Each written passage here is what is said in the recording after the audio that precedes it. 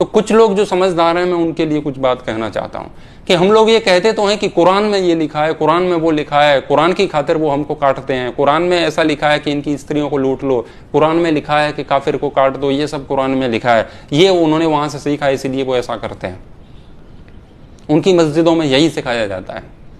लेकिन तुम कभी अपनी आंखों से अपने आप को भी देखोगे क्या? अपने कैमरे अंदर की ओर घुमाओ और तुम अपने आप को देखो कि उन्होंने तो आतंकवाद सीखा है, उन्होंने तो लोगों को काटना मारना सीखा है इस्लाम के नाम पर, धर्म के नाम पर, लेकिन तुमने अपने धर्म से क्या सीखा है? तुमने अपने धर्म से कटना सीखा है क्या? तुमने मरना सीखा है क्या? तुमने अपने धर्म ग्रंथ कभी उठा के भी देखे हैं क्या? कुरान में क्या लिखा है उसकी जांच तो तुम कर रहे हो, कर लो, अच्छी बात है, जान लो, उसका कोई विरोध नहीं है। लेकिन तुम्हारे धर्म ग्रंथ तुम्हारी सुरक्षा के लिए, तुम कैसे जीवन जियो उसके लिए कुछ कहते हैं, उसके लिए भी तुमने कभी कुछ पढ़ा लिखा है क्या? यदि 25 करोड़ के झुंड से 90 करोड़ लोगों का झुंड डरता है, तो 90 करोड़ के झुंड को चाहिए कि वो 25 करोड़ लोगों के झुंड की किताबों में ताक झांक न करके अपनी किताबों में ताक झांक करें कि तुम्हारी किताबों में क्या लिखा है। जब एक व्यक्ति 10 को मार रहा है तो 10 को देखना चाहिए कि हम कितने कायर हो चुके हैं। छोटी सी बात हुई नहीं कि मिमियाने लगते हो, कोई भी बात हुई नहीं मिमियाने लगते हो, हाय मर गए, हाय तौबा, ये हो गया, पता नहीं अब कहां जाएंगे, और पलायन करते हैं, भागते फिरते हैं। अभी भी कश्मीर से फिर भाग रहे थे, कहां तक भागोगे? यही सिखाया है तुम्हारे सनातन धर्म ने। मजहब ने तो सिखा दिया उसने धर्म के नाम पर लूटना, लेकिन तुम्हारे धर्म ने क्या तुम्हें कोने कुचारे में घुसना सिखाया है क्या? तुम नारे तो लगाते हो, गर्व से कहो हम हिंदू हैं, किस बात का गर्व है? क्या तुम्हें इस बात का गर्व है कि तुम हर बात पर डर जाते हो और अपने कोने में घुस जाते हो, अपनी जान बचाते हो, कभी किसी पर अटैक नहीं करते हो अपनी जान बचाने के लिए? इस बात पर गर्व है? कोई भी तुम्हारी बहन बेटियों को मारता है, काटता है, लफ्ज याद कर रहा है, उठा के ले जाता है और तुम कुछ नहीं कहते हो। ये सिखाया तुम्हारे सनातन धर्म ने। अपनी पुस्तकें उठा करके देखो, तुम्हारे ग्रंथ तुम्हें क्या सिखाते हैं। मोहम्मद ने उनको जो सिखाया वो सिखा दिया, लेकिन राम तुम्हें क्या सिखा के गए वो तुमने नहीं सीखा। कृष्ण तुम्हें क्या सिखा के गए तुमने नहीं सीखा। कायरता का चोला ओढ़ करके बैठे हुए। 90 करोड़ लोग 25 करोड़ लोगों से डर रहे हैं, हद है। और अपने आप को धार्मिक भी कहते हैं, अपने आप को सनातनी भी कहते हैं, हिंदू भी कहते हैं। कम अधार्मिक लोगों से अधिक धार्मिक लोग डर रहे हैं। इस बात का सीधा सा अभिप्राय है कि जो अपने आप को धार्मिक और हिंदू कह रहे हैं वो वास्तव में है नहीं, वो भी अधार्मिक हैं। गलत को सहना अधर्म का लक्षण है, धर्म का नहीं है। तुम स्वयं अधार्मिक हो, तो लड़ाई तो अधार्मिकों और अधार्मिकों के बीच में चल रही है, धर्म अधर्म की लड़ाई नहीं है। तुम खुद अधार्मिक हो। लाल कपड़े में अपने ग्रंथों को बांध करके अगरबत्ती तो उस पर लगाते रहते हो, आरतियां गाते रहते हो, लेकिन कभी उनको खोल के नहीं देखते हो कि राम तुम्हारे लिए क्या उपदेश दे के गए हैं। राम ने 14,000 राक्षसों को एक क्षण में समाप्त कर दिया था जंगल में, लेकिन तुमने उनसे ये सब नहीं सीखा।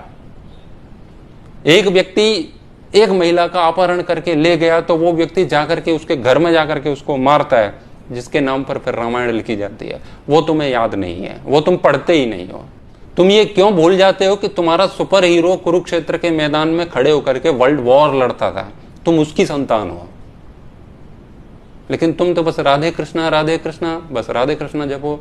गीता में भगवान कृष्ण क्या कह के गए हैं, तुम्हें कैसे जीना है, अत्याचारियों से कैसे सामना करना है, कैसे स्वाभिमान के साथ रहना है, धर्म अधर्म क्या है, वेद बताते हैं तुम्हें। वेद कहते हैं इंद्रम वर्धन्तो अप्तुरः कृण्वन्तो विश्वमार्यम अपघ्नन्तो अरावणः।